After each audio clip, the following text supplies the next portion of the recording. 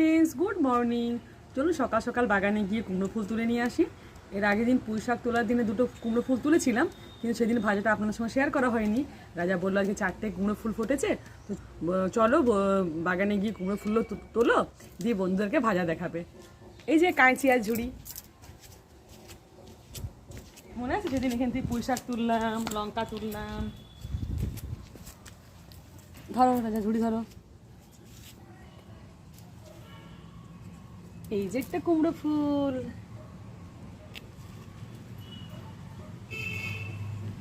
গাছের জিনিসের তোলা মজাই আলাদা। এই যে একটা, এই কালো পিঁপড়ে যা, এই যে একটা কুমড়ো ফুল,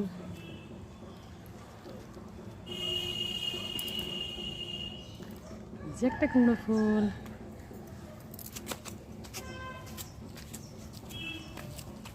এটা কত বড়, বাপরে বাপ।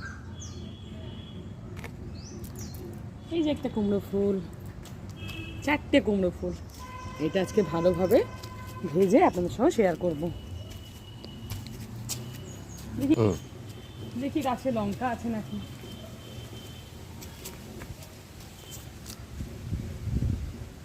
বেশি না, ওই একটু দুপুরে খাওয়ার মতো।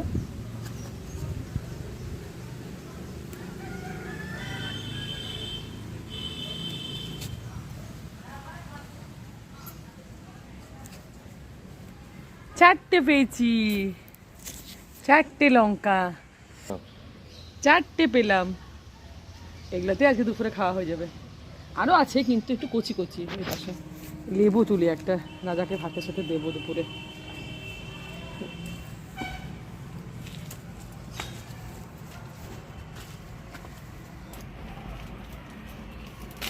লেবুগুলোর সাইজ দেখুন, মানে বলের মতো সাইজ।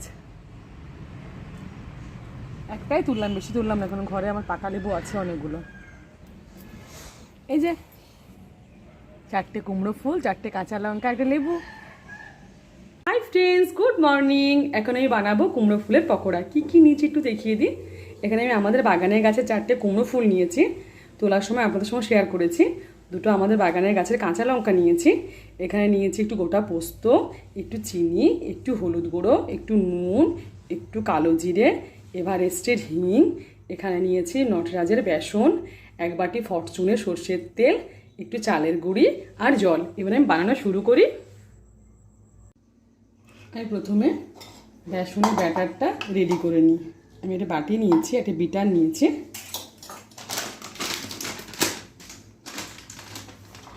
বেসন দিলাম, নটরাজের প্যাকেট বেসন। এটা আপনারা আপনাদের আন্দাজ মতো নেবেন, কোনো কম বেশি কিছু নেই, কারণ আমার কুমড়ো ফুল কম আছে, সেজন্য আমি কমই নিলাম। একটু চালের গুঁড়ি নিলাম ক্রিস্পি হওয়ার জন্য। আপনারা তো জানেন চালের গুঁড়ি দিলে মুচমুচে ভাব আসে আর খেতেও ভালো লাগে। এবার সমস্ত কিছু একে একে দেব। নুন দিলাম, কালো জিরে দিলাম, গোটা পোস্ত দিলাম, হলুদ গুঁড়ো দিলাম, একটু চিনি দিলাম, সমস্ত কিছু মিশিয়ে দিলাম।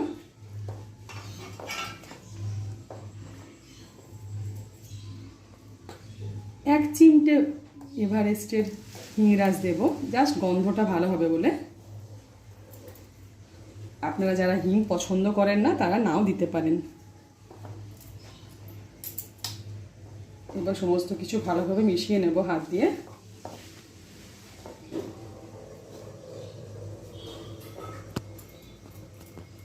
একটু তেল দেব, একটু, বেশ। ভালোভাবে হাত দিয়ে মিশিয়ে নেব। তারপর একটু একটু করে জল দেব।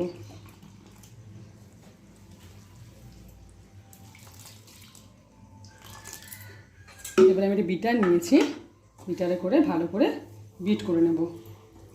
একটু টাইম লাগবে যেন দানা দানা না থাকে।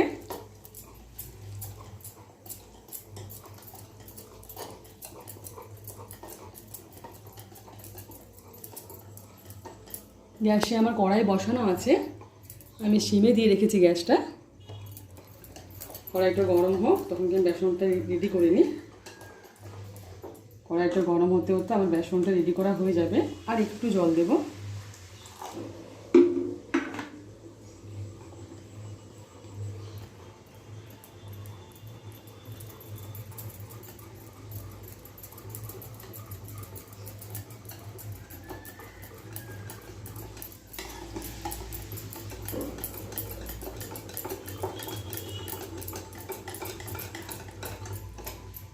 আমি একটু হাত দিয়ে দেখিয়ে দিচ্ছি আপনাদের। দেখুন পুরো ভালোভাবে মিক্সড হয়ে গেছে, দানা দানা একটুও নেই। আর ব্যাটারটা এইভাবে হবে, না পুরো না পাতলা।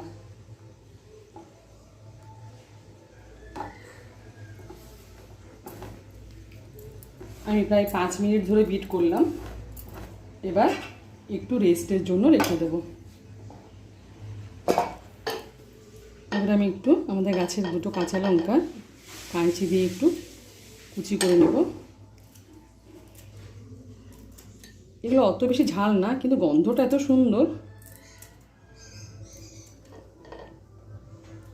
বটিতে কাটতে ভয় লাগে। আমি লঙ্কা এমনিতে খাই, কিন্তু এই চোখে হাত দেওয়া হয়ে যায় বলে ভয় লাগে। রাজা কবে থেকে বলছে আপনাদের সঙ্গে কুমড়ো ভাজা শেয়ার করার জন্য। আমি এর আগে 2-3 দিন ভেজেছি, পুঁই শাক কাটার দিনও ভেজেছিলাম। পুঁই শাকের দিনে ঘন্ট বানালাম, সেদিনও ভেজেছিলাম, কিন্তু আপনার সঙ্গে শেয়ার করা হয়নি। এবার এটা আমি অনেকক্ষণ রেস্টে রেখেছি, প্রায় 5 মিনিট মতো। আর একবার ভালো করে বিট করে নিচ্ছি। এবার আমি এই লঙ্কা কুচিগুলো এই ব্যাটারের মধ্যে দেব।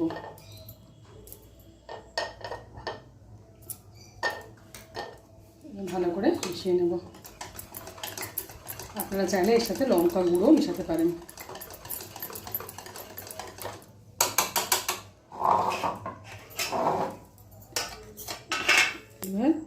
এবার কাঁচি দিয়ে ফুলের গোড়াগুলো একটু ভালোভাবে আমি কেটে নেব। আর এই ভেতরে একটা হলুদ থাকে, এইটা ভালোভাবে কেটে নেব। ফুলটা আমি একটু ভিজিয়ে রেখেছিলাম, বেশিক্ষণ ভিজিয়ে রাখলে ন্যাতনেতে হয়ে যায়। এই যে দেখুন ভেতরটা পুরো পরিষ্কার, একটুও নোংরা নেই।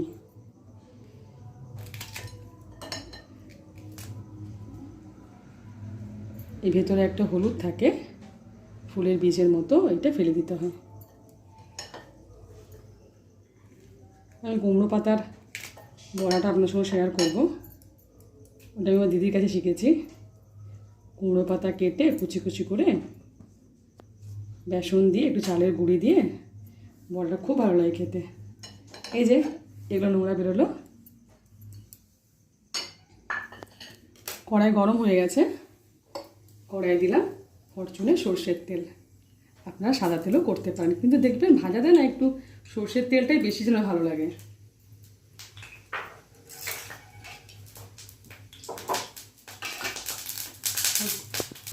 তেল খুব ভালো মতো গরম হয়ে গেছে। এই কাঁচি দিয়ে ভেতরটা পরিষ্কার করার পরে, বড়াটা ছাড়ানোর পরে আরেকবার ধুয়ে নিলাম।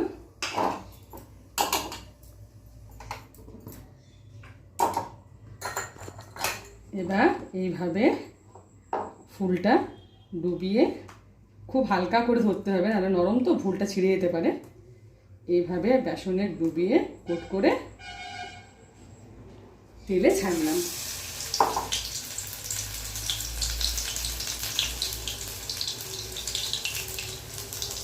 আরেকটা দিলাম।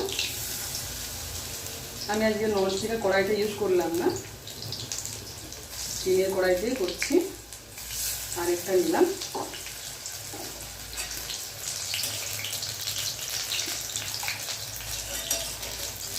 দেখুন কি সুন্দর ফুলছে বেসনটা, দেখতে পাচ্ছেন কি সুন্দর ফুলছে। দেখুন এই যে বেসনটা ফাটানো খুব ভালো হয়েছে। দেখবেন যখন চপ, সিঙ্গাড়া, পকোড়া, বেগুনি, যখনই কিছু বেসনের করবেন ভালো করে বিট করবেন। যত বিট করবেন, যত ফাটাবেন, তত মুচমুচে ক্রিস্পি হবে, আর তেল টানে না বেশি, আর ভেতরটা মুচমুচে ফুরফুরে হয়।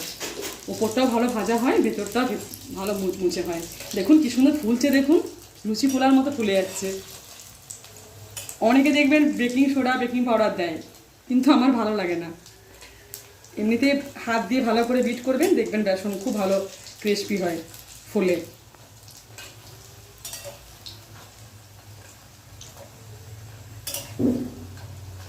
বাড়ির জিনিস দেখবেন, একটা কাঁচা লঙ্কা তুললেও কত আনন্দ লাগে।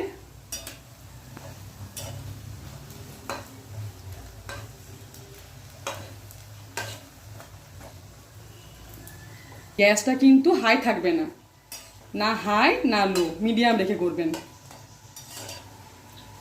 খুব ভালো মতো ভাজা হয়ে গেছে, এবার আমি তুলে নিচ্ছি।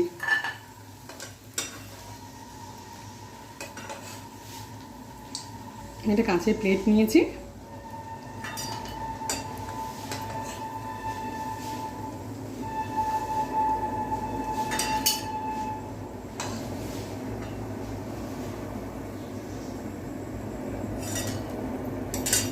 আরো গোটা ভাজি, তারপর রাজাকে দেবো। দেখতে কি সুন্দর হয়েছে দেখুন।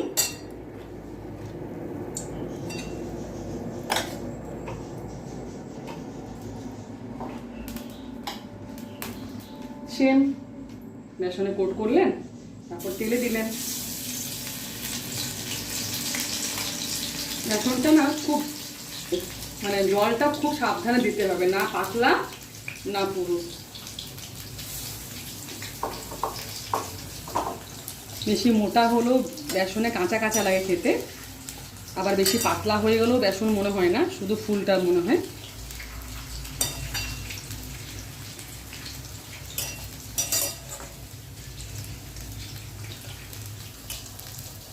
সর্ষের তেলে ভাজলে একটা কি সুন্দর গন্ধ ছাড়ে না? আমি চট করে সাফলা তেলেই ভাজাভাজি করি, সাফলা তেলটাই বেশি ব্যবহার করতে বলে। তো আজকে ইচ্ছে হলো একটু সর্ষের তেলে ভাজা খেতে। কি সুন্দর ফুলছে দেখছেন, কি সুন্দর ফুলছে।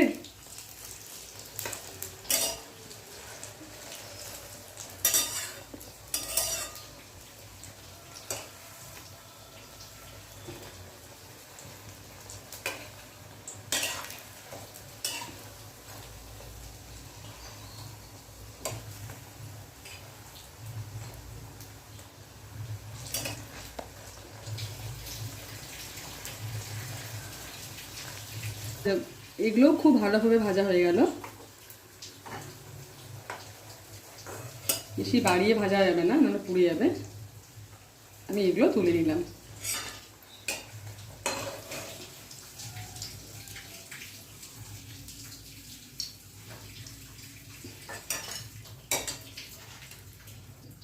রেডি আমার কুমড়ো ফুলের পকোড়া।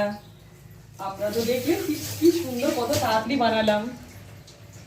দেখতেও কি অপূর্ব হয়েছে দেখুন।